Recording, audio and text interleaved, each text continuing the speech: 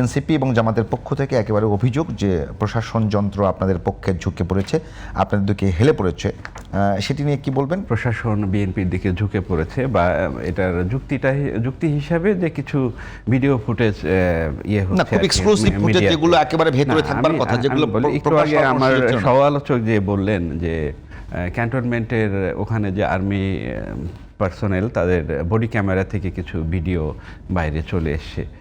দেখুন, ওইটা কিন্তু ওই ঘটনাটা ঘটতেছিল একদম ওপেন, সবাই আশেপাশে সাধারণ মানুষ ছিল, এবং ইভেন যিনি দাবি করছিলেন যে আমি হচ্ছে তারেক রহমানের প্রতিদ্বন্দ্বী, ওনার নিজের নাম বলছিলেন না, উনি বলছিলেন যে আমি তারেক রহমানের প্রতিদ্বন্দ্বী ঢাকা 17 আসনে ওখানে দাঁড়িয়ে, এবং উনি ওনার যারা বডিগার্ড বা তার সাথে যে সহযাত্রী ছিল গাড়িতে তাদেরকে উনি বলতেছিলেন, এই তোমরা ভিডিও করো, তোমরা রেকর্ড করো, ওনারা যে আমাকে ভেতরে ঢুকতে দিচ্ছে না, ওনারা আমাকে যে বাধা দিচ্ছে নির্বাচনী প্রচারে, তোমরা এটা ভিডিও করো, রেকর্ড করো।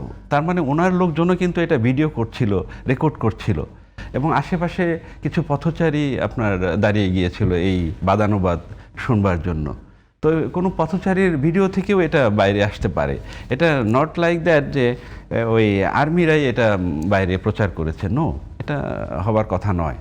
এটা হয়তো ওনাদের কোনো ক্যামেরা, ওনার সহযাত্রী কেউ করেছে, অথবা কোনো পথচারী তাদের ভিডিও হঠাৎ করে মিডিয়াতে এটা প্রকাশ করেছে। তো আমার কাছে মনে হয় যে 24-এর যে আমাদের ছাত্র জনতার বিপ্লব এই দেশে ঘটেছে, সেইখানে প্রশাসনের লোকজন যেভাবে থানা জেলা ছেড়ে পালিয়ে গেছে, তখন তো বিএনপির সবাই এই থানা পাহারা দিয়ে দেশটাকে প্রশাসনের সবাইকে যেভাবেই হোক দেশের একটা স্ট্যাবিলিটি রাখার চেষ্টা করেছিল। তো প্রশাসনের ওই কর্মকর্তারা দেখেছে যে যদি নিরপেক্ষভাবে নির্বাচন না করে তাহলে তাদের অবস্থা কি হয়। তো সেই জন্য আমি ব্যক্তিগতভাবে মনে করি যে প্রশাসনে যারা আছে তারা একটা শিক্ষা গ্রহণ করেছে। এয়ারপোর্টের সিসিটিভি ফুটেজটা কিভাবে বেরোলো? দেখুন, একটা ঘটনা যখন ঘটে তখন যে কোনো একটা বড় ঘটনা, এটা কিন্তু একটা একেবারে ছোট ঘটনা বললে ভুল হবে। একজন মানুষের কাছে 74 লাখ টাকা পাওয়া গেছে। আমি জানি না এটা আরো কমিয়ে দেখানো হলো কিনা, এটা গণমাধ্যমে চলে এসছে, গণমাধ্যমে টাকা গোনা শেষ 74 লাখ ডিক্লেয়ার, দু একটা চ্যানেল আমি দেখেছি। তো এটা একটা নির্বাচনের ঠিক একদিন আগে এটাকে ছোট ঘটনা বলা যাবে না। ঘটনা ছোট না। এরকম একটা ঘটনা যখন ঘটবে, এই ধরনের ঘটনা যখন ঘটবে তখন নানান মাধ্যমে চেষ্টা করা হবে এই উনি কোথা থেকে কোথায় গেছেন, ওনার এই জিনিসটা, ওনার মুভমেন্টটা করার জন্য, বের করার জন্য অবশ্যই সমস্ত এয়ারপোর্টের ভিডিও ফুটেজগুলো বিভিন্নভাবে দেখার চেষ্টা করা হবে।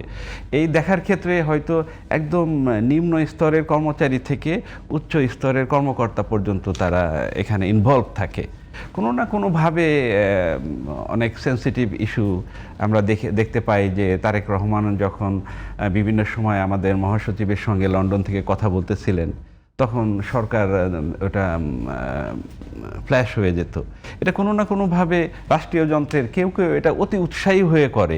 এর মানে এই না ভালো কালচার না, এটা তো অবশ্যই নিন্দনীয়, এটা ভালো কালচার না, কিন্তু এর মানে এই না যে এটা বিএনপির পক্ষে এটা অতি উৎসাহী। আমরা দেখেছি যে মানে আওয়ামী লীগ আমলে অহরহ হইতো আর কি, আওয়ামী লীগ আমলে অহরহ এটা হতো যে ওয়ান টু ওয়ান কথা বলেছে, সেই কথাগুলোর আলোচনাগুলো বিভিন্ন গণমাধ্যমে আসতো, সেই জায়গায় প্রচারক করা হতো, সেই জায়গাটাই থাকছে কিনা।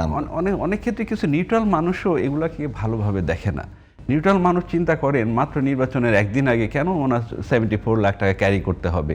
অনেক সময় নিউট্রাল মানুষ, নিউট্রাল কর্মকর্তা তারাও ক্ষোভ থেকে এগুলা প্রকাশ করে দেয়। কাজেই তারা যে এটা বিএনপির পক্ষে কাজ করছে, নো, আপনার অনেক নিরপেক্ষ মানুষ এগুলাতে ক্ষোভের সঞ্চার হয় তাদের ভেতরে।